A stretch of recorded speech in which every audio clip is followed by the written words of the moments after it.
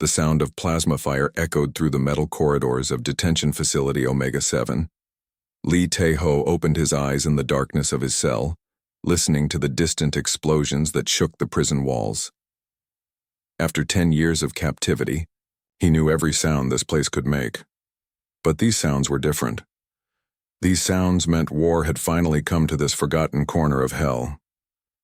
Tae-ho sat up on his hard sleeping mat, his body moving slowly after years of poor food and little exercise. The plasma fire grew louder, closer. Guards were shouting in the Velkin language, their harsh voices filled with panic. Something was very wrong in their perfectly controlled prison world. The lights flickered and went out. Emergency power kicked in, bathing everything in red light. Tae-ho had seen this happen only once before, during a prisoner riot 5 years ago. But that riot had lasted only minutes before the guards crushed it with brutal force. This was lasting much longer. Heavy footsteps ran past his cell door. More shouts. Then silence. Tae-ho pressed his ear against the cold metal door. He could hear something moving in the corridor outside, but it was not the heavy boots of Velkin. Guards. These footsteps were different, lighter, but still purposeful. He heard voices speaking in a language he did not recognize, but the tone was organized. Military. The door to his cell suddenly exploded inward with a flash of blue light. Tae-ho threw himself backward as metal fragments scattered across the small room. Through the smoke and dust, he saw figures in dark combat armor moving into his cell, but these were not Velkins. The lead figure removed its helmet, revealing a face unlike anything Tae-ho had seen before. The skin was green and covered in small scales that caught the red emergency lighting. Golden eyes looked at him with intelligence and something that might have been compassion. The creature was clearly female, though her species was unknown to him. "Can you walk, prisoner?" she asked in accented but clear Standard Galactic. Her voice was strong and confident. Tae-ho nodded, not trusting his voice after so long without real conversation. He stood slowly, his legs shaking from weakness and surprise. "I am Commander Nira of the Zephyrian Liberation Front," the scaled woman said. "We are here to free all prisoners. Can you fight?" "I can try," Tae-ho answered, his voice rough from disuse. Nira looked him over quickly. Despite his thin frame and ragged prison clothes, something in his eyes caught her attention. Most prisoners looked broken after 10 years in Velkin custody. This human looked angry, but not broken. There was still fire in him. "Stay close to us," she ordered. "We move fast." Tae-ho followed Nira and her soldiers out of his cell and into the corridor he had not seen in a decade. The prison looked different in the red emergency lighting. Bodies of Velkin guards lay scattered across the floor. The Zephyrian soldiers moved with practiced efficiency, checking each cell and freeing prisoners of many different species. As they moved through the prison levels, Tae-ho watched the liberation operation with growing respect. The Zephyrians were not just randomly attacking. They had detailed knowledge of the prison layout, guard rotations, and security systems. This was not a desperate rescue attempt. This was a professional military operation. Other freed prisoners joined their group as they moved toward the main exit. Humans, aliens, and Zephyrians who had been captured in various battles against the Velkin Empire. Most looked stunned by their sudden freedom. Some cried with joy. Others seemed unable to believe it was real. When they reached the prison's main corridor, 3 Velkin guards appeared from a side passage, plasma rifles raised. Before Nira could react, Tae-ho was already moving. He grabbed a metal fragment from the destroyed wall, threw it at the first guard's weapon, then rolled behind a support beam as plasma bolts scorched the air where he had been standing. The other prisoners scattered, but Tae-ho studied the guards' positions with the eye of someone who understood combat. He waited for the right moment, then sprinted forward in a zigzag pattern that made him hard to target. He reached the first guard before the alien could aim properly, using the guard's own weapon against him in a move that was both brutal and efficient. The second guard turned toward this new threat, but Nira's soldiers cut him down with precise shots. The third guard tried to run, but Tae-ho was already there, moving with speed and skill that seemed impossible for someone who had been locked in a cell for 10 years. When the brief fight was over, Nira stared at Tae-ho with new interest. "Where did you learn to fight like that?" she asked. "Here and there," Teho answered simply. "You pick things up." But Nira was not fooled. She had seen many fighters in her years with the Liberation Front. This human moved like someone with serious military training, not like a random prisoner who had picked things up. There was more to this man than he was telling her. They reached the prison's exit to find a large Zephyrian transport ship waiting on the landing pad.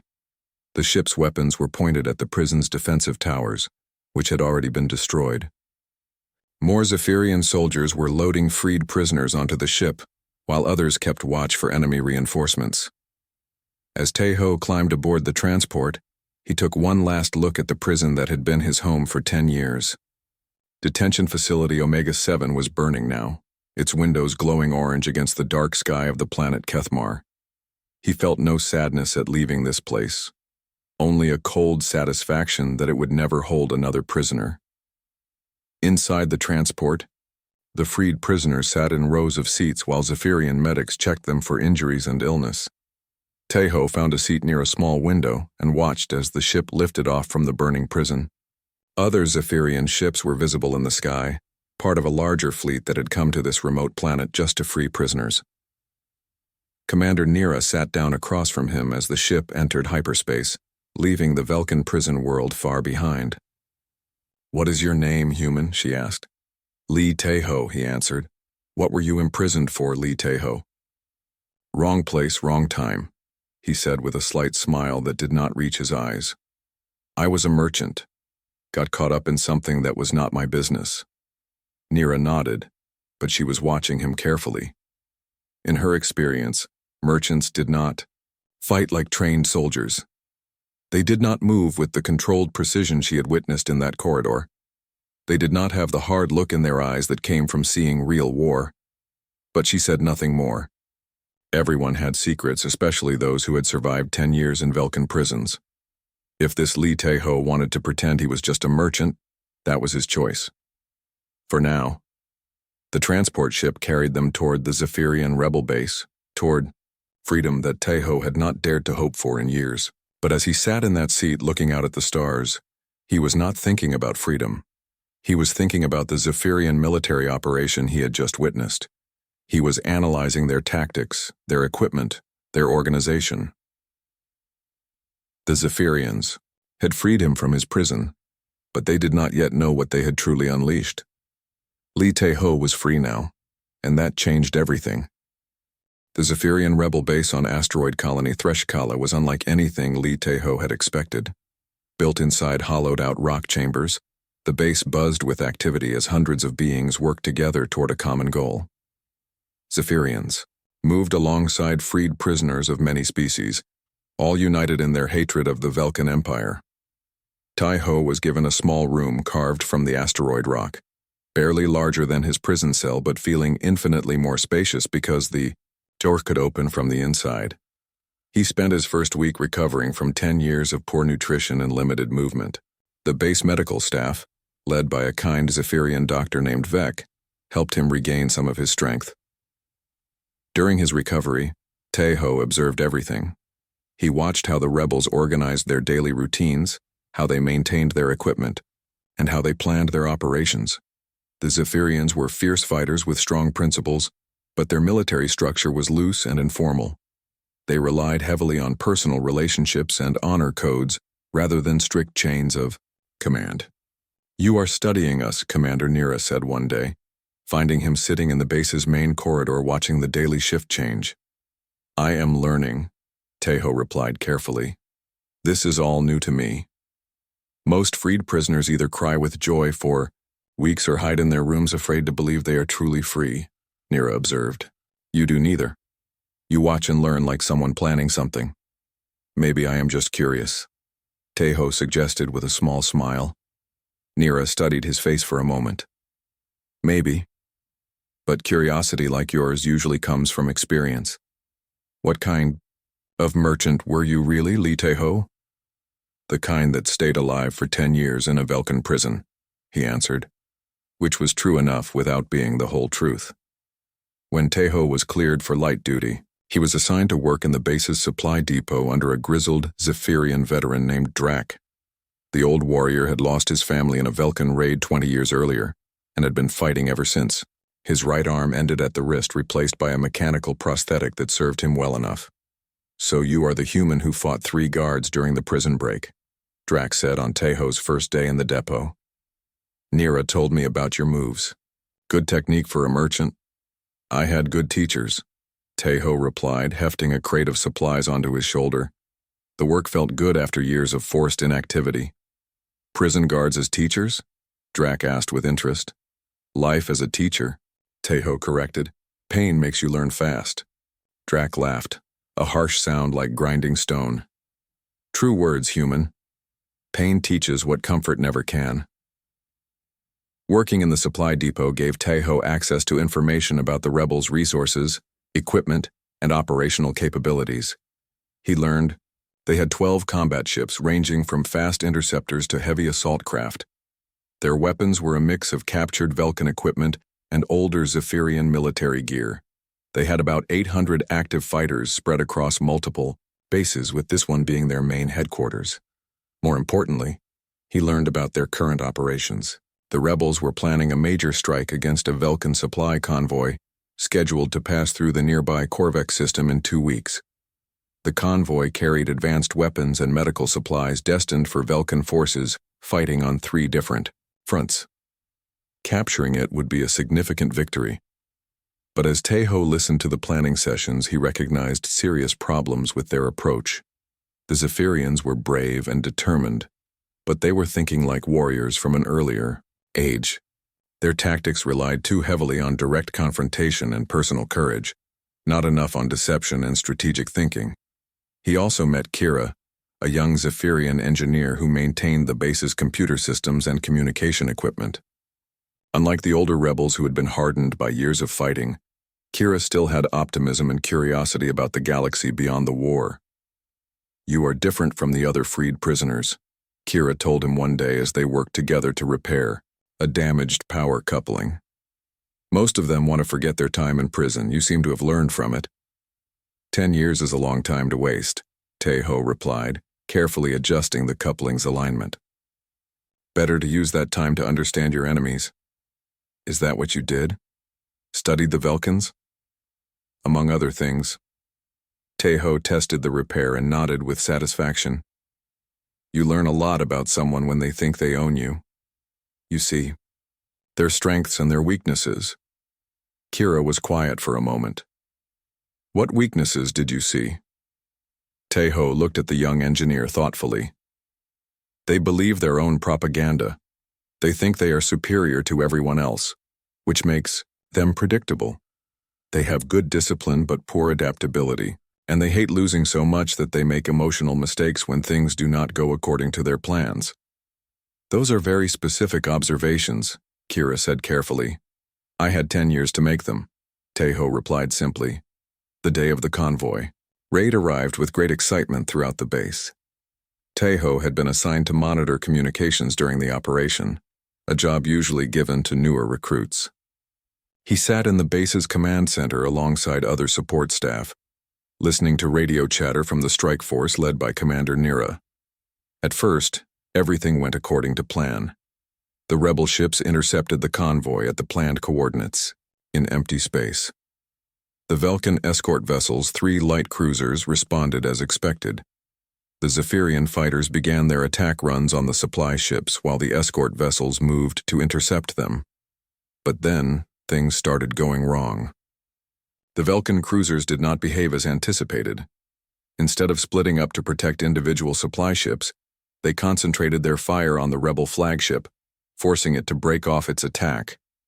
The supply ships began deploying electronic countermeasures that jammed Zephyrian targeting systems. "The convoy commander is smarter than we thought," Drak muttered, listening to the increasingly confused reports from the strike force. Teho watched the tactical display showing ship positions and movements. He could see what was happening. The Velkan escort commander had recognized the rebel attack pattern and was using superior coordination to turn the Zephyrians' aggressive tactics against them. "Commander Nira," Teho spoke into his communication headset, The lead escort is trying to separate your forces. If you concentrate all ships on the rear supply vessel, you can force them to choose between protecting the convoy or maintaining their formation. There was a pause. Who is this? Lee Tae-ho, in base communications. The escort commander is using your attack pattern against you, but if you make him react to a new threat, you can break his coordination. Another pause. Then, Nira's voice came back. All ships, new target priority. Focus on convoy vessel 3, rear position. Strike teams Alpha and Beta, execute pincer formation. Tae-ho watched the tactical display as Zephyrian ships changed their attack pattern. The Velkan escort commander, caught off guard by the sudden, tactical shift, made exactly the mistake Tae-ho had predicted. He divided his forces to protect multiple targets instead of maintaining concentrated firepower.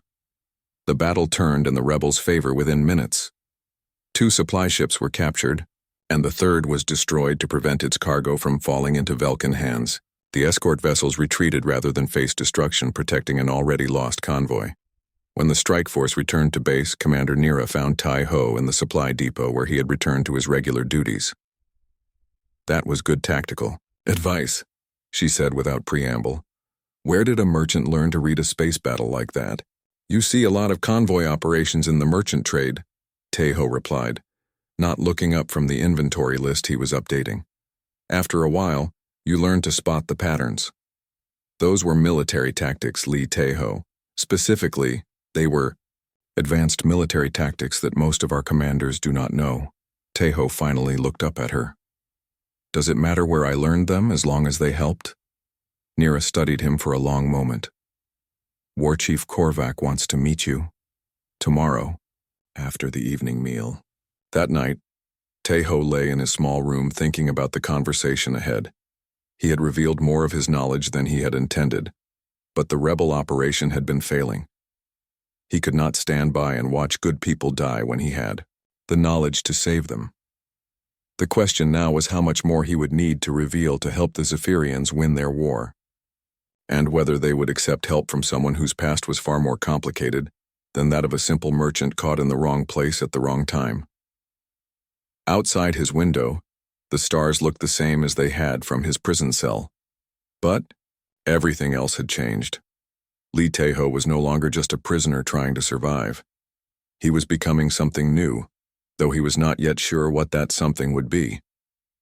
War Chief Korvac was older than most Zephyrians, his green scales darkened with age and marked by scars from countless battles. He sat in his private chamber deep within the asteroid base, studying reports from across rebel territory. When Lee Tae-ho entered, escorted by Commander Nira, the old warrior looked up with golden eyes that missed nothing. So you are the merchant who thinks like a general, Korvac said in his deep, gravelly voice. I am just a man who has seen enough war to recognize it, Tae-ho replied carefully. Korvac gestured to a chair carved from the asteroid rock. Sit. Tell me about the convoy battle. Why did you know what the Velkan commander would do? Tae-ho considered his words. The Velkans train their officers to follow specific patterns. If you understand the patterns, you can predict their responses. That commander was following standard escort doctrine until we forced him to make a choice he was not prepared for. Standard escort doctrine, Korvac repeated slowly. You speak like someone who has studied their military manuals. 10 years in their prison gives you time to learn, Tae-ho said. Guards talk, officers visit. You listen and remember. Korvac exchanged a look with Nira. Both Zephyrians knew there was more to the story, but neither pressed the issue. Results mattered more than backgrounds in their current situation. Our next target is the fortress world of Drakthul, Korvac announced. It controls the hyperspace routes to 3 systems we need. But it has never been taken. The defenses are too strong. Tae-ho nodded. I have heard of Drakthul. What approaches have been tried before? Direct assault, always direct assault. We are warriors, not spies or tricksters. And the results? Many dead Zephyrians. No victories. Tae-ho was quiet for a moment. May I see the intelligence reports on Drakthul? Korvac looked surprised. You want to study a fortress world you have never seen? If I am to help plan an attack, I need to understand what we face. Over the following weeks, Tejo immersed himself in every piece of information about Drakthul. He studied orbital defenses, ground installations, supply routes, and garrison strength. More importantly, he studied the fortress commander's background and previous battles. What he found was a pattern that the Zephyrians had missed. Every previous rebel attack had been defeated not by superior firepower, but by superior information. The fortress commander, General Voss, always seemed to know exactly when and where attacks would come. You have a spy problem, Tejo told Korvac during one of their planning sessions. Impossible. Every rebel here has proven their loyalty with blood. The spy is not necessarily here, Tejo explained, but your communications are being monitored. Somehow. General Voss has detailed intelligence on every attack before it happens. Then how do we attack without him knowing? Tejo smiled for the first time since his rescue. We give him the intelligence he expects, but we make it wrong. The plan Tejo developed was unlike anything the Zephyrians had attempted before. Instead of one direct assault, it involved multiple deception operations spread across several weeks. False intelligence was deliberately leaked through suspected communication channels. Fake supply movements suggested attacks on different targets entirely. Even within the rebel base, only a few people knew the real plan. The operation began with what appeared to be a standard Zephyrian assault on Drakthul's northern defense grid. General Voss responded exactly as predicted, moving his reserves to counter the expected main attack.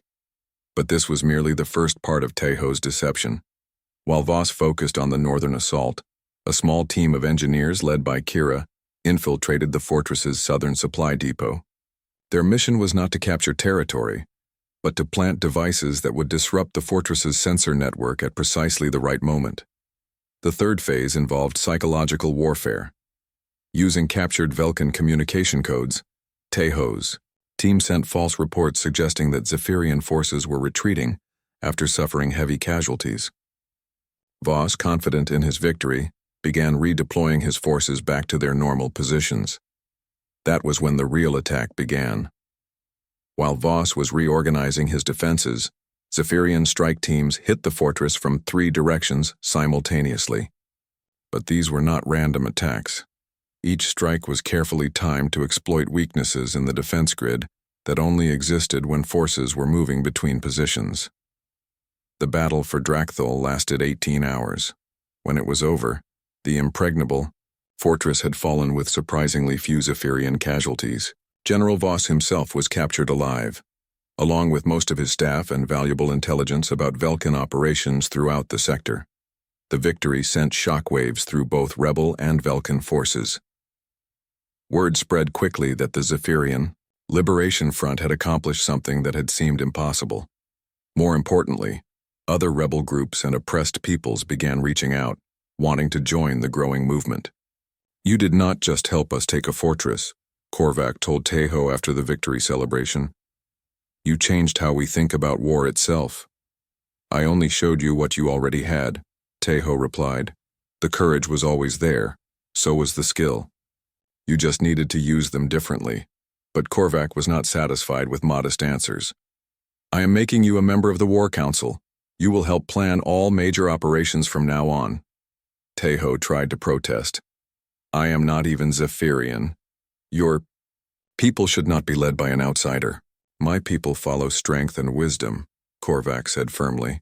You have shown both. The council meets tomorrow. That night, Tejo walked through the base corridors, observing the changes that had occurred since Drakthul. Rebels moved with new confidence. Training exercises were more sophisticated. Even the way guards organized their shifts showed influence from the tactical principles he had introduced. He had not intended to reshape their entire military structure, but it was happening. Anyway, every successful operation built on lessons from the previous one. The Zephyrians were learning not just new tactics, but new ways of thinking about warfare itself. In his quarters, Tejo accessed the base's main database using security codes. that Kira had shared with him weeks earlier. He was not stealing information or planning betrayal. He was doing something far more significant. He was studying the complete structure of Zephyrian society, their history, their culture, their potential. What he saw impressed him. The Zephyrians had many of the qualities that humanity had once possessed: curiosity, adaptability, strength tempered by honor. They could become something greater than either humans or Zephyrians had been alone. But only if someone helped guide their development. Over the following months, Taeho's influence grew steadily. His strategies led to victory after victory against Velkan forces. Entire star systems began to break away from the Empire, declaring themselves free territories under Zephyrian protection. The rebellion was becoming something larger, a genuine alternative to Velkan rule. But with each success, Taeho found himself making changes that went beyond simple military tactics. He introduced new communication protocols that improved coordination between distant rebel cells. He established training programs that taught not just fighting skills, but leadership and administration. He created supply networks that could support long-term campaigns rather than just hit-and-run raids. The Zephyrians embraced these changes because they brought victory. They did not realize that their society was being quietly restructured according to principles developed over centuries of human military and political thought. They were becoming something new, a hybrid of their own warrior culture and the strategic thinking of a species that no longer existed. Commander Nira was the first to notice the deeper pattern.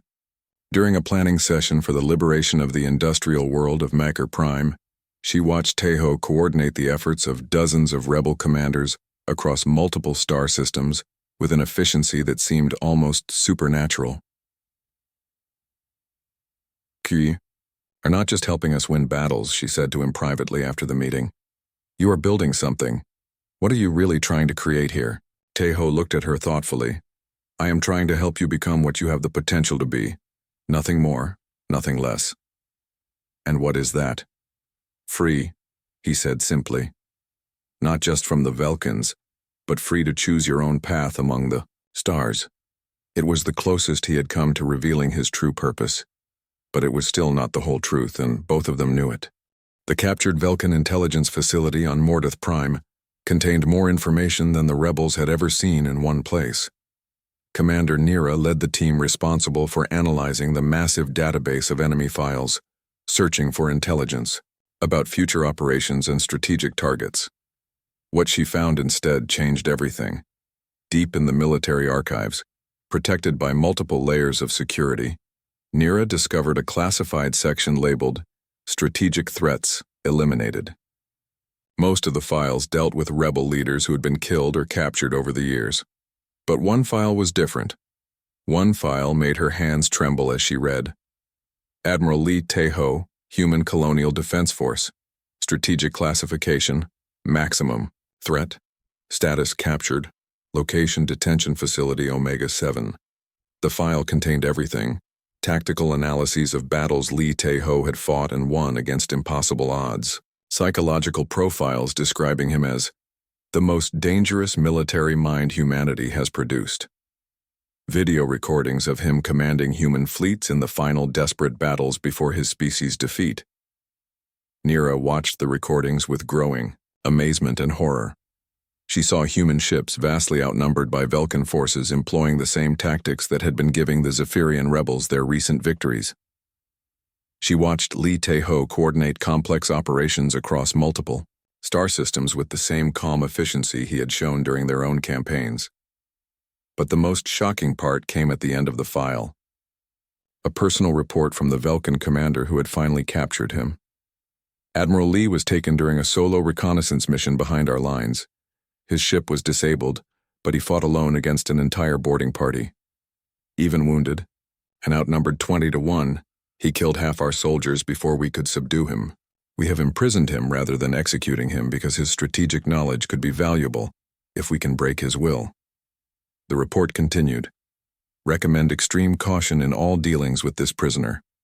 His tactical genius was the primary factor in humanity's ability to resist our forces for as long as they did. If he ever escapes, He will be extremely dangerous to the Empire's interests. At the bottom of the file was a single additional note, added just 2 years ago. Prisoner remains unbroken after 8 years of enhanced interrogation. Recommend permanent detention. Subject shows no signs of cooperation or surrender. Nira sat back in her chair, her mind racing. The man they called Lee Tae-ho, the quiet merchant who had become their most valued strategic advisor, was actually one of humanity's greatest war heroes. The human who had modestly claimed he was just lucky with tactics was the same person, who had held off the entire Velkan Empire long enough for thousands of human civilians to escape to distant corners of the galaxy. More importantly, the files revealed the full scope of humanity's destruction. Entire worlds turned to glass, colonies wiped out completely, a species that had once reached for the stars reduced to scattered survivors hiding in the dark spaces between systems. And through it all, Admiral Lee Tae-ho had fought on, even when victory was impossible, even when he knew his species was doomed. Nira spent hours reading everything in the file. She learned about the Battle of Kepler Station, where Lee Tae-ho had sacrificed an entire fleet to save a convoy of refugee ships. She read about the defense of New Terra, where his tactical brilliance had turned a certain defeat into a fighting withdrawal that saved millions of lives. She studied reports of battles where his strategies had seemed almost supernatural in their effectiveness. By the time she finished reading, one thing was crystal clear. The Velkans had not just captured a human officer. They had captured the one person who might have been able to save his entire species, if he had been free to do so. When Commander Nira found Lee Tae-ho, he was in the base's workshop helping Kira repair a damaged communication relay. He worked, with quiet concentration, his hands steady and precise. Nothing in his appearance suggested the enormous burden of knowledge and loss he carried. "I need to speak with you privately," Nira said. Lee Tae-ho looked up from his work, his eyes immediately alert to something in her tone. "Of course." They walked to an empty meeting room deep within the asteroid base. Nira activated the privacy shields, ensuring their conversation could not be overheard or recorded. "I know who you really are," she said without preamble. Lee Tae-ho was very still for a moment. Then he nodded slowly. "I wondered when someone would find out. What gave me away?" The Velkan intelligence archives on Mordeth Prime. They had a complete file on Admiral Lee Tae-ho of the Human Colonial Defense Force. "Admiral," he repeated softly as if the title belonged to someone else. "I have not been called that in 10 years. Is it true? Everything in the file?" Lee Tae-ho was quiet for a long moment. When he spoke, his voice carried a weight that had not been there before. "Which part do you want to know about? The battles we won against odds that should have been impossible? The battles we lost because we simply did not have enough ships or soldiers or time? Or the final battle, where I watched the last free human worlds burn while I was trapped in a Velkan prison, unable to help?" "All of it," Nira said, quietly. For the next hour, Lee Tae-ho told her everything. He spoke of humanity's first contact with the Velkan Empire, when human diplomats had tried to negotiate peaceful coexistence. He described the gradual escalation that had led to open warfare, and humanity's desperate attempts to match an enemy that outnumbered them 100 to 1. "We were good at war," he said with bitter pride. "Humans learned to fight in ways the Velkans had never seen. We were innovative, adaptable, ruthless when we had to be. But we were also outnumbered and outgunned. Every victory cost us resources we could not replace." He told her about the reconnaissance mission that had led to his capture. Intelligence suggested the Velkans were planning something called the Final Solution, a coordinated attack designed to destroy all remaining human worlds simultaneously. Lee Tae-ho had gone alone to gather information, knowing the mission was probably suicide. "I learned about their plan," he said, "but I was captured before I could warn anyone. For 3 days I was interrogated while my species died. By the time I refused to break under torture, there were no more human worlds to save. But some humans survived," Nira pointed out. The files mentioned refugee ships. "Some survived because of evacuation plans I had developed months earlier," Plans that other human commanders implemented when I was not there to do it myself. He looked at his hands. Sometimes I wonder if those survivors curse my name for not being there when they needed me most. Nira studied his face carefully. Is that why you helped us? For revenge against the Velkans? Lee Tae-ho shook his head. At first, yes. When you freed me, I thought only about making the Velkans pay for what they had done. But then I got to know the Zephyrians. I saw your courage, your honor, your potential to become something greater than what you were. And now I see the Zephyrians as what humanity could have been if we had been wiser.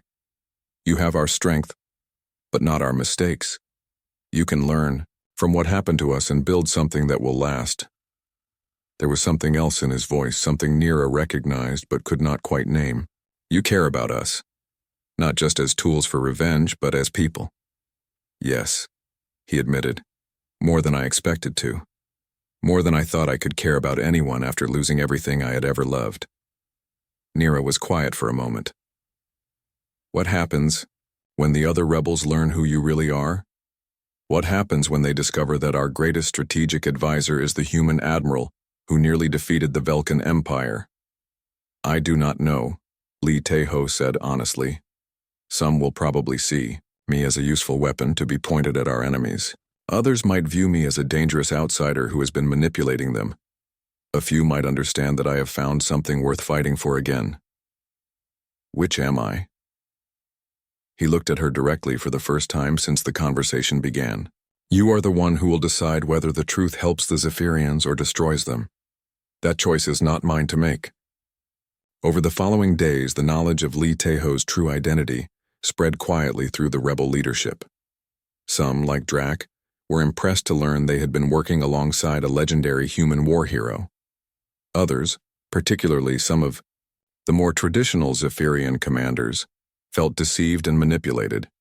War Chief Korvac called a meeting of the full War Council to address the situation. Lee Tae-ho entered the chamber knowing that his future with the rebellion hung in the balance. So, Korvac said without preamble, our merchant advisor was actually the most feared human admiral in the galaxy. The question before us is simple. Does this change anything? Commander Vec, one of the older Zephyrian leaders, spoke first. He has been deceiving us from the beginning. How can we trust someone who has been lying about his very identity? He has been winning battles for us, Drac countered. His identity matters less than his results. But why did he really help us? Another commander asked. Was it to use us, for his own revenge, or because he truly cares about Zephyrian freedom? Lee Tae-ho listened to the debate for several minutes before speaking. You have a right to know my motivations, he said quietly.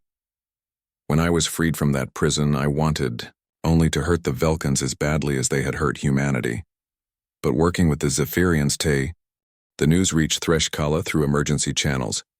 Emperor Mokhtar himself was leading a massive Velkan fleet toward the rebel stronghold. 1,000 ships of war, including the Empire's most powerful dreadnoughts, were converging on the asteroid colony with only one purpose: the complete destruction of the Zephyrian Liberation Front. War Chief Korvac stood in the command center, watching the tactical displays that showed the approaching doom.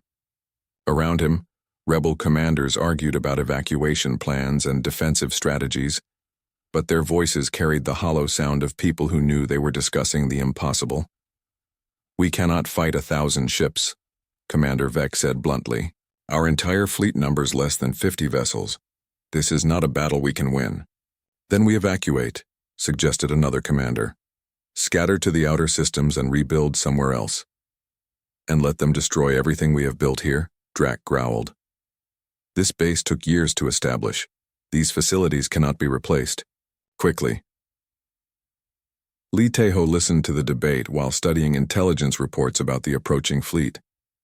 The Velkans were not taking any chances this time. Emperor Mokhtar had committed forces from 3 different sectors, stripping defenses from other areas to ensure the rebels' destruction. Admiral, Korvac said, using the title that had become natural after the truth was revealed. What do you think?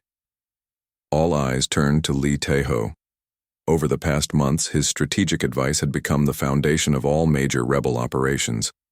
But this situation was different from anything they had faced before. This was not a surgical strike or clever deception. This was raw, overwhelming force directed at their home. "How long do we have before they arrive?" Lee Tae-ho asked. 18 hours at their current speed, Nira replied. Not enough time to evacuate completely. Not enough time to prepare traditional defenses. Lee Tae-ho was quiet for a moment, his mind working through possibilities. "How much do we know about Emperor Mokhtar personally?" "He is a traditionalist," Commander Vec answered. "Believes in direct application of superior force. No patience for subtle tactics or prolonged campaigns. And his relationship with his fleet commanders? He demands absolute obedience but does not trust anyone with independent authority. All major decisions must be approved by him personally." Lee Tae-ho nodded slowly. "Then we fight them here." The command center erupted in protests. "Admiral, with respect, you are talking about suicide," one commander said. "Even your tactical genius cannot overcome odds of 20 to 1. Not 20 to 1, Lee Tae-ho corrected. 1,000 to 1. If we fight the battle they expect us to fight. But we are not going to do that." Over the next several hours, Lee Tae-ho outlined a plan that seemed impossible even by his standards. The rebel fleet would not attempt to destroy the Velkan Armada directly. Instead, they would use the asteroid field around Threshkala as a weapon, turning the colony's defensive positions into offensive surprises. "The Emperor expects us to either flee or make a desperate last stand," Lee Tae-ho explained. "He has committed this much force because he wants to eliminate us completely and dramatically. That need for a spectacular victory is his weakness." The plan required precise timing and perfect coordination. Hidden charges were placed throughout the asteroid field, designed to create debris patterns that would channel the Velkan fleet into predetermined positions. Rebel ships were positioned not to engage in direct combat, but to guide the enemy movement through carefully planned maneuvers. Most importantly, the plan required someone to take personal command of all rebel forces, coordinating dozens of separate elements into a single coherent strategy. The Zephyrian commanders looked expectantly at War Chief Korvac, but the old warrior made a decision that surprised everyone. "Admiral Lee Tae-ho will command all forces during this battle," Korvac announced. "I am still War Chief, but this operation requires unified leadership from someone who understands both the enemy and our capabilities completely." Some of the more traditional Zephyrian commanders objected. "He is not even our species," one protested. "How can we follow a human into battle against our oldest enemies?" "Because he is the best hope we have," Korvac replied firmly. "And because he has earned the right to lead through his actions, not his ancestry." But not everyone accepted this decision. 3 rebel commanders, led by a veteran named Grok, refused to acknowledge Lee Tae-ho's authority. "We will not take orders from an outsider," Grok declared. "The Zephyrian people should be led by Zephyrians." Lee Tae-ho faced this challenge to his authority, knowing that the entire operation depended on perfect coordination. Any ships that did not follow the battle plan would not only doom themselves but potentially destroy the carefully planned defensive strategy. "Commander Grok," he said calmly, "I understand your concerns, but right now the Empire is 18 hours away from destroying everyone you have ever cared about. This is not the time for debates about who has the right to give orders." "You are not our leader," Grok replied angrily. "You are a tool we use to win battles. Now you seek to replace our commanders with yourself." Lee Tae-ho looked around the command center at the faces of beings who had become his family. Some showed doubt, others showed fear. A few, including Nira and Drac, showed quiet confidence in his leadership. "I am not trying to replace anyone," he said finally. "I am trying to save everyone. If you cannot accept my command for this battle, then I ask you to at least stay out of the way, while others try to preserve what we have built together." Grok and his supporters left the command center, taking their ships with them. Lee Tae-ho watched them go with sadness but no anger. He understood their position, even if he could not accept it. When the Velkan fleet arrived at Threshkala, they found what appeared to be a desperate and disorganized defense. Rebel ships scattered among the asteroids, taking seemingly random positions. Emperor Mokhtar, commanding from his massive flagship, ordered an immediate assault to crush the rebellion quickly and decisively. The battle began with the Velkans doing exactly what Li Tae-ho had predicted. Their superior numbers allowed them to attack from multiple directions simultaneously, forcing the rebel ships to retreat deeper into the asteroid field. To the Emperor, it looked like the systematic destruction of a beaten enemy. But each rebel retreat was carefully calculated. Each apparent defeat drew more Velkan ships into predetermined positions. When the hidden charges detonated throughout the asteroid field, they created debris clouds and gravitational anomalies that split the Velkan fleet into smaller, isolated groups. Suddenly, the battle changed character completely. Instead of one massive fleet overwhelming a smaller force, it became dozens of smaller engagements where superior tactics and local knowledge could overcome numerical disadvantage. The Zephyrian ships, guided by Li Tae-ho's precise coordination, struck at isolated Velkan formations with devastating effectiveness. Emperor Mokhtar realized he had been outmaneuvered, but his attempts to reorganize his scattered forces were hampered by communication disruptions caused by the debris fields. His traditional approach of direct command became a liability when he could not effectively communicate with half his fleet. The turning point came when Li Tae-ho led a small strike force directly at the Emperor's flagship. The assault seemed suicidal, a desperate attempt to eliminate the enemy leader regardless of cost. But it was actually the final element of the overall strategy. While Mokhtar focused his reserves on protecting himself from this direct threat, Zephyrian forces throughout the battlefield struck at vulnerable targets. Command ships, supply vessels, and communication relays were systematically destroyed. The Velkan fleet, despite its numerical superiority, began to lose coordination and effectiveness. When Emperor Mokhtar's flagship was finally boarded and captured, with the Emperor himself taken prisoner, the remaining Velkan forces faced a terrible choice: continue fighting a battle they were clearly losing, or surrender to preserve their lives. Most chose surrender. The victory at Threshkala sent shockwaves throughout the galaxy. The mighty Velkan Empire, which had seemed invincible for centuries, had been defeated by a force less than 1/10 its size. More importantly, they had lost their emperor, the symbol of their absolute power. In the aftermath of the battle, Li Tae-ho found himself facing an unexpected situation. The rebel commanders who had questioned his authority now looked at him with something approaching awe. Even Grok, whose ships had returned to help in the battle's final stages, acknowledged that the humans' leadership had saved them all. "You could have punished us for refusing your orders," Grok said privately after the victory celebration. "Why did you not?" "Because I understand why you did it," Li Tae-ho replied. "Leading people who trust you is easy. Leading people who have good reasons to doubt you requires proving yourself worthy of their faith." But the most significant conversation took place between Li Tae-ho and Emperor Mokhtar in the prison cell, where the defeated ruler was being held. The Velkan leader, stripped of his imperial regalia and faced with the collapse of everything he had believed in, looked at his captor with mixture of hate and confusion.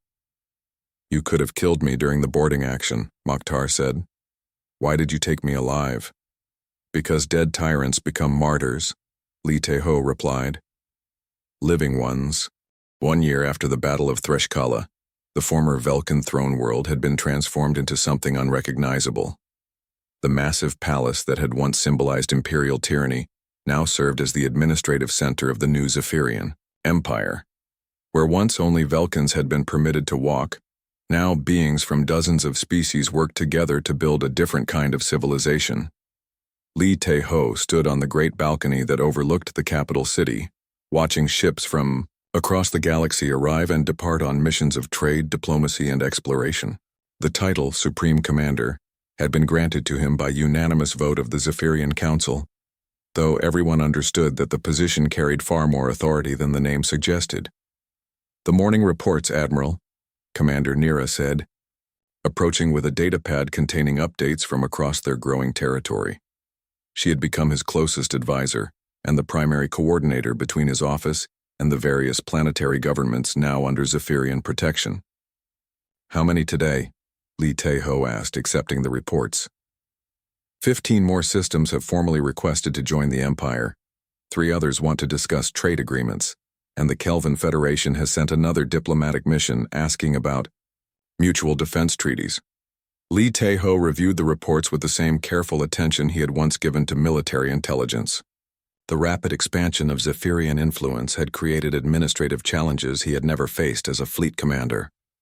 Governing was proving more complex than warfare in many ways. "What about the integration programs?" he asked. Proceeding ahead of schedule. The former Velkin colonies are adapting to the new legal framework faster than expected.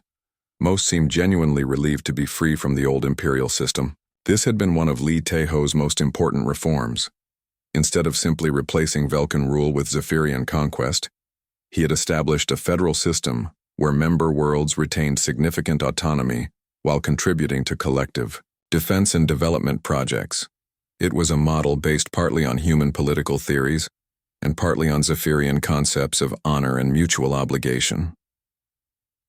War Chief Korvac entered the chamber, moving slowly but with dignity despite his advanced age. The old Zephyrian leader had formally retired from military command, but remained as an elder advisor to the new government. "The morning council session is ready to begin," Korvac announced. "Today's primary topic is the proposal for the Deep Space Exploration Initiative." Lee Tae-ho nodded. The Exploration Initiative was his latest project, a coordinated effort to send research and colonization missions beyond the current galactic boundaries. It represented the kind of positive, forward-looking goal he believed the new empire needed to maintain unity and purpose. As they walked toward the council chamber, Korvac spoke quietly. "There is another matter we must discuss. The human refugees from the Outer Rim have arrived. They are requesting an audience with you." Lee Tae-ho stopped walking. He had known this day would eventually come. Scattered groups of human survivors had been making contact with the expanding Zephyrian Empire for months. Most were small communities that had hidden in remote systems for years, afraid to reveal themselves while the Velkins still held power. "How many?" he asked. "About 300 individuals from 6 different survivor colonies. Their leader is someone called Captain Park Jin-woo. He claims to have served under you during the defense of the Centauri sector." Lee Tae-ho closed his eyes for a moment, remembering. Park Jin-woo had been a young lieutenant then, eager and brave, commanding a destroyer in the desperate battles that had bought time for civilian evacuations. If he had survived, he would now be middle-aged, probably carrying the weight of keeping his people alive through years of hiding and hardship. "I will see them after the council session," Lee Tae-ho decided. The council meeting proceeded as usual, with representatives from dozens of worlds reporting on local developments and discussing collective policies. The Zephyrians had adapted well to their role as the Empire's guiding species, but they had also learned to listen to voices from other cultures and incorporate different perspectives into their decisions.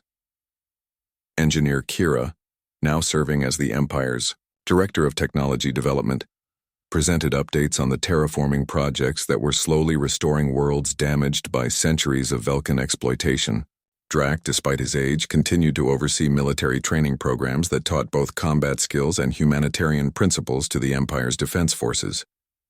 When the formal session ended, Lee Tae-ho remained in the chamber as the human delegation was escorted in. Captain Park Jin-woo looked older than his years, his hair gray and his face marked by stress. But his bearing remained military straight. Behind him came men and women of various ages, all showing the cautious hope of people who had survived the impossible. "Admiral Lee," Captain Park said, using the old rank with obvious emotion. "It is good to see you alive, sir." "Captain Park," Lee Tae-ho replied warmly, "I am glad you survived. All of you.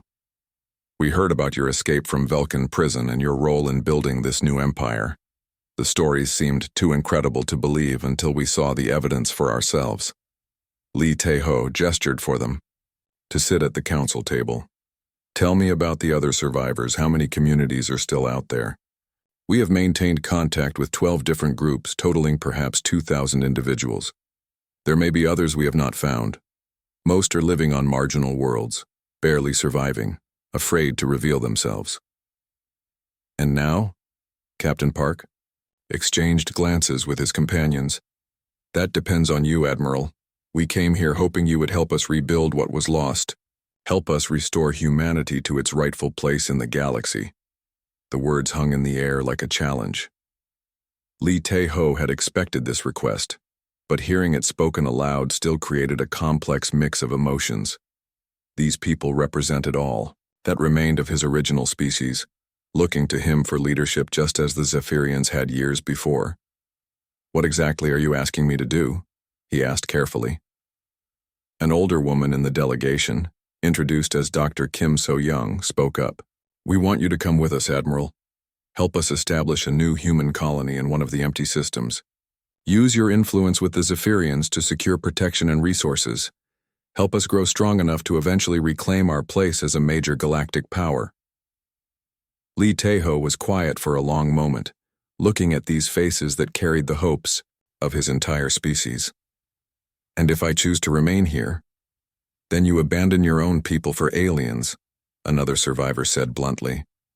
We understand you feel gratitude toward the Zephyrians for freeing you, Admiral, but they are not your family. We are. Are you? Lee Tae-ho asked gently. I have spent more time with the Zephyrians than I ever spent with most humans. I have fought beside them, planned with them, built something lasting with them. At what point do shared experiences matter more than shared genetics? The question clearly disturbed the human delegation. They had expected their greatest war hero to welcome them with enthusiasm, to immediately commit to rebuilding their lost civilization. Instead, they found someone who seemed to have moved beyond the need for such rebuilding. Captain Park tried a different approach. Admiral, you were humanity's greatest military commander. You understand strategy and long-term planning better than anyone. Surely you see that concentrating human survivors into organized communities would be more effective than letting us remain scattered and weak. I do see that, Lee Tae-ho agreed. Which is why I am going to help you, but not in the way you expect. Over the next hour, he outlined his proposal. The human survivors would be welcomed into the Zephyrian Empire as full citizens, with the same rights and opportunities as any other species. They would be given assistance in establishing communities on suitable worlds, but these communities would be integrated into the larger imperial structure rather than existing as separate human enclaves. You want us to become part of their civilization instead of rebuilding our own, Dr. Kim said with disappointment. I want you to become part of something larger than either human or Zephyrian civilization alone, Lee Tae-ho corrected, something that combines the best of both, along with contributions from dozens of other species. And what happens to human culture, human identity? It evolves, Lee Tae-ho said simply. Just as Zephyrian culture has evolved through contact with other species, just as my own identity evolved during 10 years of imprisonment and 5 years of freedom. The delegation was clearly not satisfied with his answer, but they agreed to consider his proposal. That evening, Lee Tae-ho walked through the palace gardens with Commander Nira, discussing the difficult conversation. Do you think you made the right choice? She asked. I think I made the only choice I could live with, he replied. Those people want me to help them recreate the past. But the past is gone, Nira. Humanity as it was cannot be restored. The best I can do is help what remains of my species find a place in whatever comes next. And if they refuse your offer, then they refuse it.